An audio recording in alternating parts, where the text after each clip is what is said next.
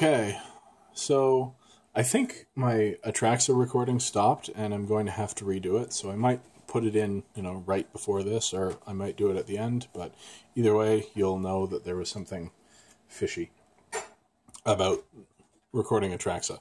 On to deck 3. Deck 3 is Invent Superiority. It is the no green deck, or the Angry Esper deck. It's white, blue, black, red. Its commander is Brea, Ethereum Shaper. She casts for white, blue, black, red. She's a legendary artifact creature human, which is weird and awesome. When Brea, Ethereum Shaper enters the battlefield, create 2 1/1 blue Thopter artifact creature tokens with flying. Pay 2, sacrifice 2 artifacts, choose 1. Brea deals 3 damage to target player. Target creature gets -4/-4 until end of turn, or you gain 5 life, and she's a 4/4. Now, I think that this character, Brea, looked at a Planeswalker and said, I can do that, because it looks like she's a Planeswalker without being a Planeswalker. She's got 3 awesome abilities. Well, gain 5 life isn't awesome, but I'm sure I would do it. If life is what you needed, Incidental life gain or life gain as an option is awesome. It's just not awesome if it's the only thing a card does. Yeah. So again, we have the oversized commander card.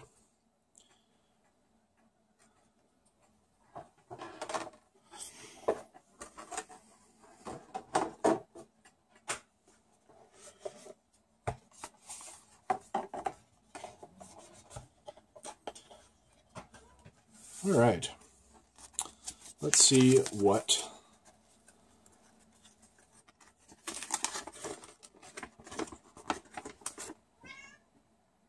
oh, wow, I heard that. Let's see what Invent Superiority plays like. Playing the deck. The Invent Superiority deck is commanded by Brea, Ethereum Shaper, an Esper native whose special connection with red mana enables her to forge her own Ethereum. Just like her home, Esper, this deck is all about artifacts. While it may be tempting to cast Brea as soon as you can, it's often better to wait until you can cast her with a couple of mana up to threaten activating her ability. If you're playing with partners instead, Silas Wren, Seeker Adept, and Akiri, Lineslinger, are both great attackers that play solid defense in the early turns. Bruce Tarr, Boorish Herder, is all about attacking, however, so hold him back until you've gotten a big creature to attack with. Try to develop your mana early, leaning on cards like Ethereum Sculptor and Vidalcan Engineer to quickly fill your board with artifacts. Your haymakers are usually going to be powerful creatures with Aethersworn Adjudicator and Mere Battlesphere, but cards like Trading Post are worth protecting for their ability to keep your artifact engine running smoothly in the face of removal. So that sounds pretty cool. This sounds very combo-y as a deck, which appeals to me some. I tend to be the sort of mid-range / combo player. I like to play neat little combos. I don't like going off and winning the game. Well, I do, but it's not my playstyle to go off with one big combo and win the game. I like added value from combos and chess match games. So this sounds like a deck that's going to appeal to me. We've got Brea, Ethereum Shaper. We've got Akari, Lineslinger, and Silas Wren, Seeker Adept. And Silas Wren looks like a little smarm. I don't know if we can see him. He's in the back there. This may be a little blurry. There he is. Bruce Tarl, however, Looks like someone who'd enjoy some fisticuffs. So, commanders. Let's see.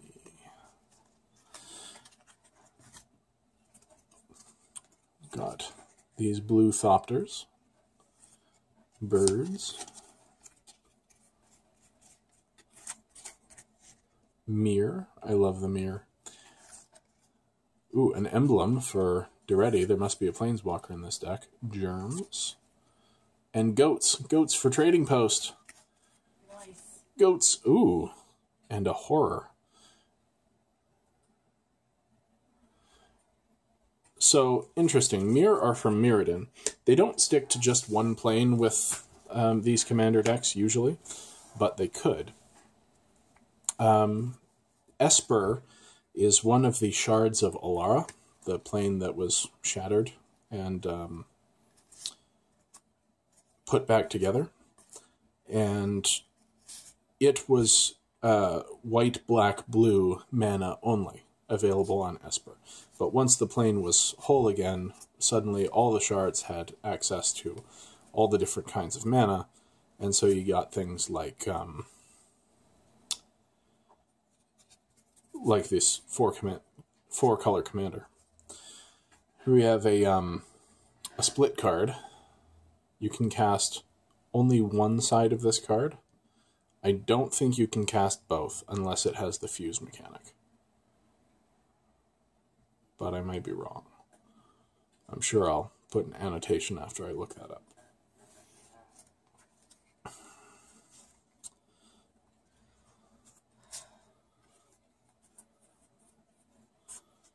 Magus of the Will is one of those creatures that there have been these magi in the last few years that have abilities that are on old cards, and this one is Yawgmoth's Will. The art is even reminiscent. You can look up Yawgmoth's Will and find out. Sidri was one of the optional commanders for a 2014 Commander series. Soul of New Phyrexia is a really interesting, potent card. Shurim the Hegemon was also in that same deck with Sidri. There's the first Planeswalker I've seen in this set. He's not particularly strong, but he can be valuable to continue that engine, that artifact engine. So he's interesting here. Chief Engineer 2. Ooh. Solbad, Goblin Tinkerer. Hannah Ship's Navigator is some awesome Therese Nielsen art here. Sad Robot. We got ourselves a sad robot. Aww. Solemn Simulacrum.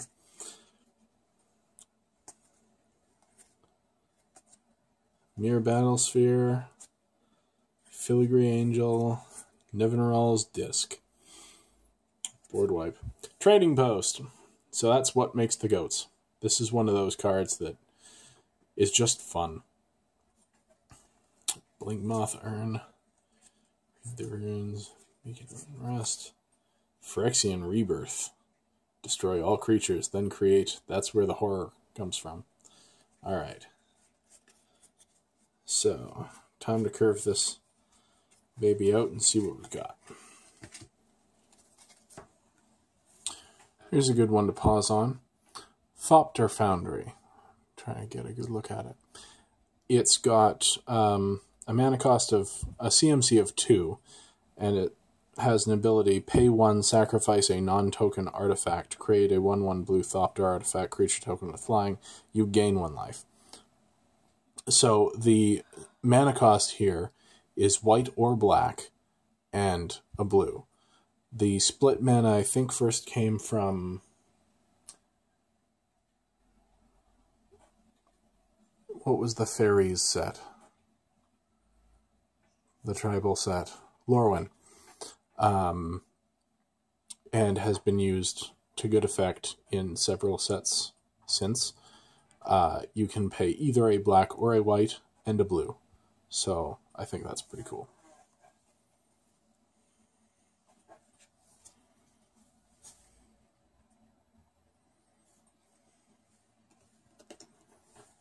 The split card I'm going to put in the 2-drop slot because I still think you can only cast one or the other, not both.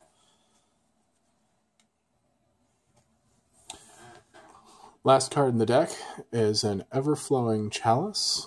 Come on, get a good look there. Its CMC is 0, so it's a 0-drop, but it has a multi-kicker of 2.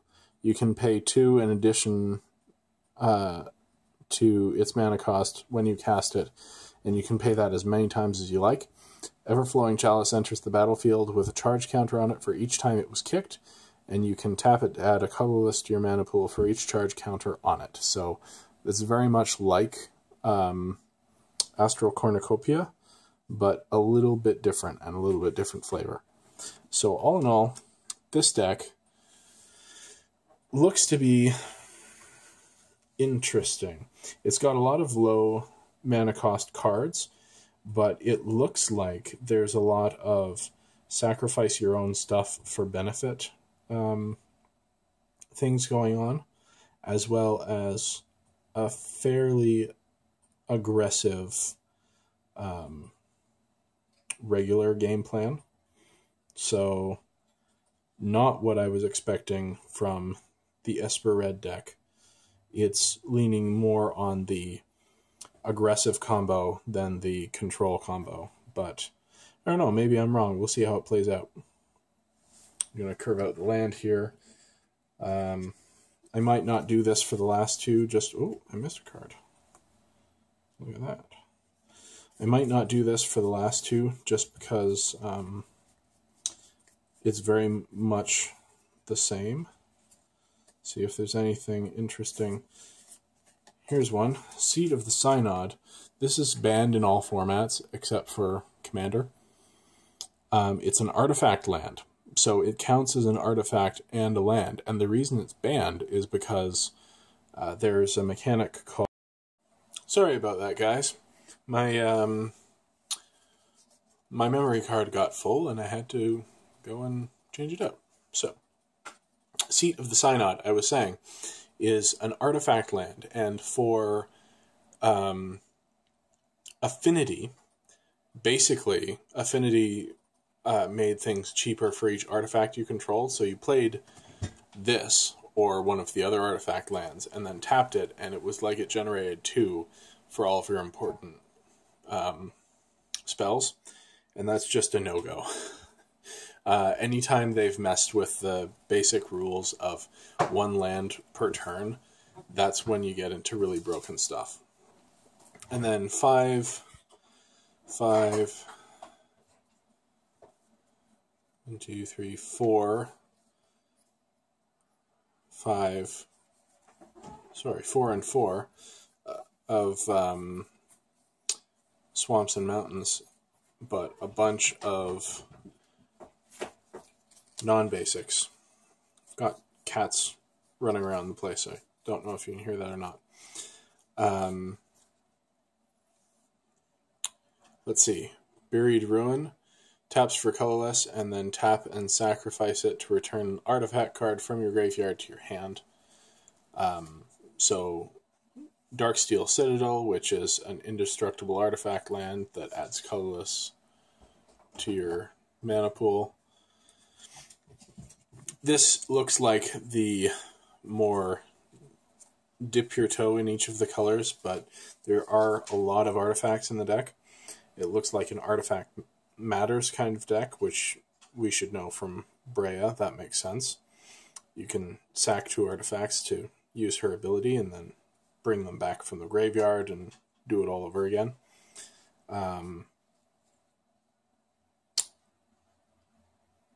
So yeah, this looks like a really interesting deck, and I'm looking forward to playing it. I'm going to go on to the next one.